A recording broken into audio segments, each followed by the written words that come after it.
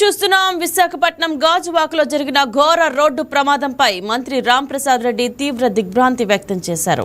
స్థానిక ఎమ్మెల్యే పల్లా శ్రీనివాసరావుతో కలిసి ఆసుపత్రిలో చికిత్స పొందుతున్న క్షతగాత్రులను పరామర్శించారు. ప్రమాదంలో మృతి చెందిన 2 మహిళలు, డ్రైవర్ కుటుంబాలకు ప్రగాఢ సానుభూతి తెలిపారు. క్షతగాత్రులకు మెరుగైన వైద్య సేవలు అందించాలని అధికారులకు మంత్రి ఆదేశాలు జారీ చేశారు. కేజీహెచ్లో చికిత్స పొందుతున్న క్షతగాత్రుల ఆరోగ్య పరిస్థితిపై ఆరా తీసిన మంత్రి బాధిత కుటుంబాలకు ఆర్టీసీ అండగా ఉంటుందని హామీ ఇచ్చారు.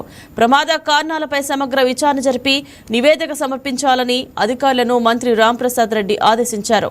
ప్రభుత్వం ఇచ్చిన 5 లక్షల రూపాయలతో పాటుగా ఆర్టీసీ నుంచి 3 లక్షలు ఇచ్చేందుకు ప్రయత్నాలు చేస్తున్నామని మంత్రి వెల్లడించారు.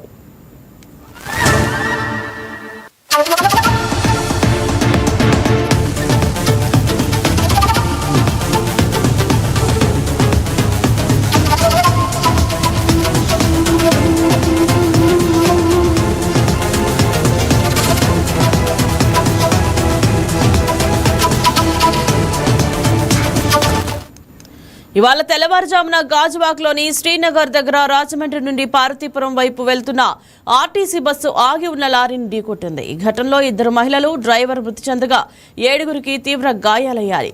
క్షతగాత్రులను విశాఖ కేజీహెచ్కి తరలించి చికిత్స అందిస్తున్నారు. ఇక ఇదే అంశం గురించి మరింత సమాచారం ఉత్తరాంధ్ర నుంచి మా regional coordinator Durgaprasad phone in ద్వారా సిద్ధంగా ఉన్నారు.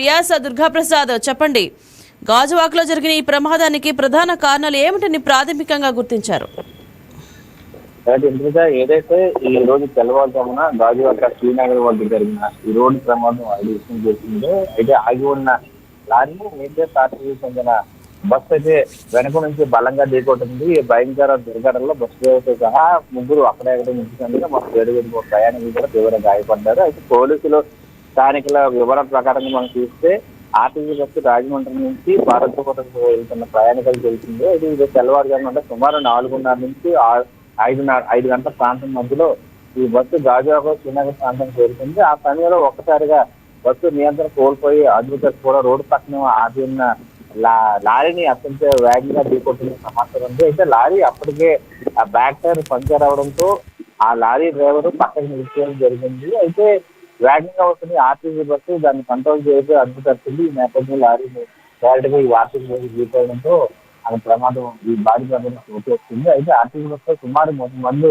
ప్రయాణికులు ఉన్నట్టు కూడా మనకు సమాచారం ఉంది. ఇది భారీ ప్రమాదాన్ని గమనించిన పోలీసులు, స్థానికులు ఆ మార్గం మధ్య ఇతర వాహనదారులు వెంటనే పోలీసులకి సమాచారం అందించారు. ఘటనాస్థలానికి ఈ పోలీసులు కూడా ఒటావటిని చేరుకొని గాజువాక పోలీసులు రెస్క్యూ ఆపరేషన్ కూడా చేశారు. బస్సులో చిక్కుకుపోయిన ప్రయాణికులు బయటికి తీవ్రంగా గాయపడిన 7 కూడా చికిత్స నిమిషం కేజీహెచ్ తరలించిన పరిస్థితి. అయితే కేజీహెచ్ లో చికిత్స పొందుతున్న ఈ బాధితుల్ని స్థానిక ఎమ్మెల్యే ఏపీ అధ్యక్షుడు పల్లా శ్రీనివాసతో పాటు మంత్రి మండపల్లి రాంప్రసాద్ రెడ్డి కూడా పరామర్శించారు. అదేవిధంగా ప్రమాదంలో మృతి చెందిన 2 మహిళలు, డ్రైవర్ కుటుంబాలకు ఆయన ప్రగాఢ సానుభూతి కూడా తెలిపారు. మృతుల కుటుంబ సభ్యులు కూడా మంత్రి సంతాపం వ్యక్తం చేశారు. క్షతగాత్రులు ఇప్పుడు ఎవరైతే ఉన్నారో వారికి మెరుగైన వైద్య సేవలు అందించాలని కూడా అధికారులకు, వైద్యులకు సూచించడం జరిగింది. మరోవైపు ఈ 5 లక్షలతో పాటు ఎవరైతే ప్రభుత్వం అందించేందుకు 5 లక్షలతో పాటు ఆర్టీసీ నుంచి ఖచ్చితంగా ఒక 3 లక్షల వరకు ఆర్టీసీ వేరేగా రప్పించే విధంగా కృషి చేస్తామని చెప్పి ఆందోళన జరిగింది. అదేవిధంగా కేఎస్సీ సంబంధించిన